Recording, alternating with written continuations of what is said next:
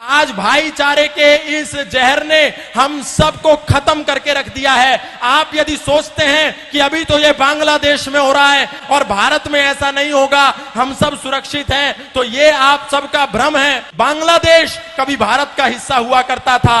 1971 में जब बांग्लादेश में भुखमरी हुई, जब बांग्लादेश भारत से अलग हुआ, वहां पर रोटी नहीं थी। मुसलमान वहां के 2-2 रोटी के लिए मोहताज हो रहे थे। तो ढाका में जो इस्कॉन मंदिर था, वहां के पुजारियों ने, इस्कॉन के लोगों ने न्यूयॉर्क में अपने कार्यक्रम करके कई लाख मिलियन डॉलर रुपया इकट्ठा किया और वहां बांग्लादेश में ला करके मुस्लिम जो वहां के वासी थे उनको खाना खिलाया। लेकिन जब विद्रोह हुआ तो सबसे पहले इस्कॉन मंदिर को टारगेट बनाया गया और जगन्नाथ की मूर्तियों में आग लगा दी गई, मंदिरों में आग लगा दी गई, सारे पुजारियों को, सारे इस्कॉन के लोगों को जला करके जिंदा राख कर दिया गया। बांग्लादेश में जितने भी वो दंगाई थे आए और देखा कि ये हिंदू है, इसीलिए उनकी दुकानों में, उनके घरों में, उनके आशियानों में आग लगा दी गई। और हमको ऐसा लगता है कि हमारे भाई हैं। गाय को काट करके रोटी के साथ खाने वाले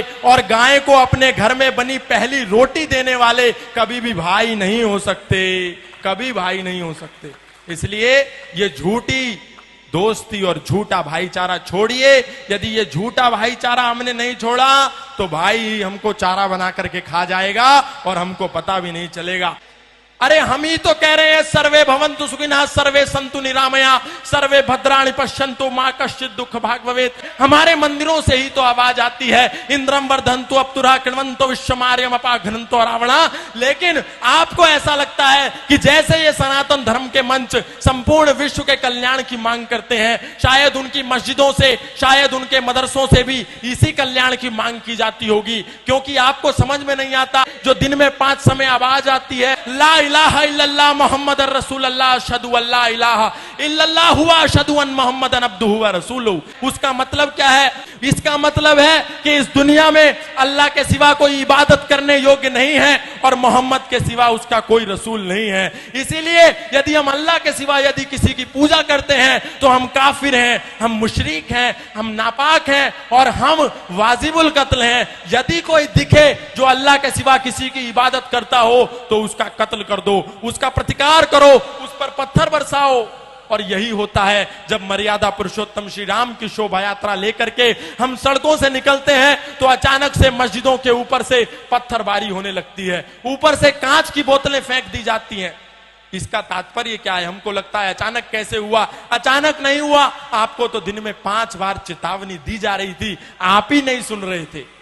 आपको लगता था कि जो हमारी गीता में लिखा है, कई तो ऐसे भी महाज्ञानी हैं जो कहते हैं जो गीता में लिखा है वही कुरान में लिखा है, वही बाइबल में लिखा है। और यही कहते कहते आज हमारे सनातनियों को 10 राज्यों में अल्पसंख्य कर दिया गया।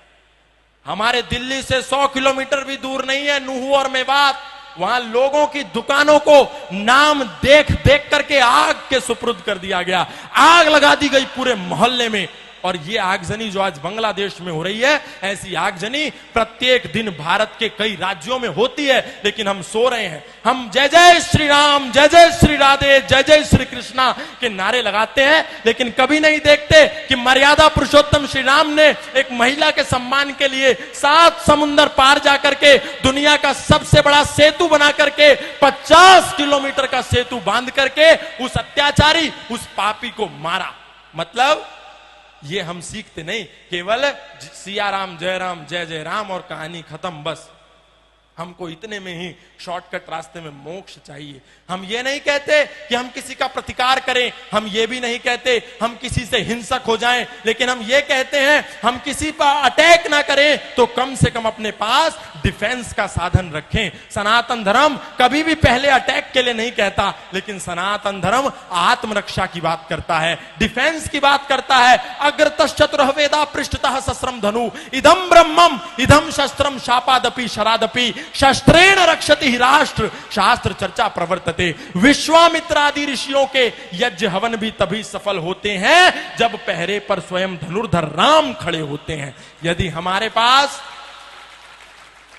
शस्त्र और शास्त्र नहीं होगा तो हमारा कल्याण 10 सालों में हो जाएगा, ये आप मान करके चलिए।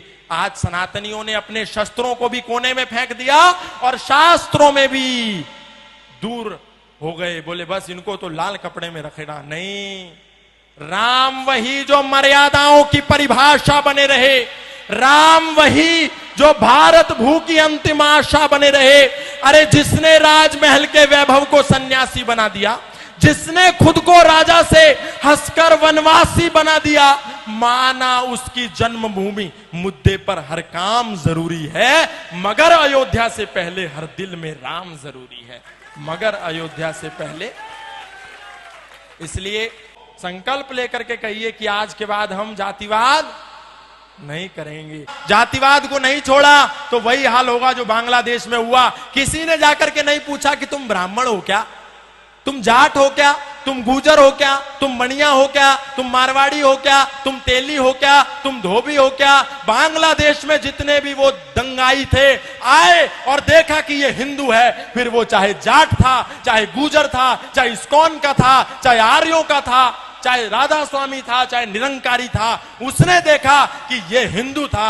इसीलिए उनकी दुकानों में, उनके घरों में, उनके आशियानों में आग लगा दी गई। इसीलिए कुछ दिन के लिए इस जातिवाद के जहर से बाहर निकलिए और एक होकर के सब लोग ओम ध्वज के नीचे आ जाइए। तो एक होकर के ओम ध्वज के नीचे तभी काम बनेगा, क्योंकि वो सब चांद सितारे के नीचे हैं। चाहे बरेलवी हो, चाहे अहमदिया हो, चाहे मोहम्मदी हो, चाहे कुरैशी हो, सब एक है, लेकिन हम बटे हुए हैं।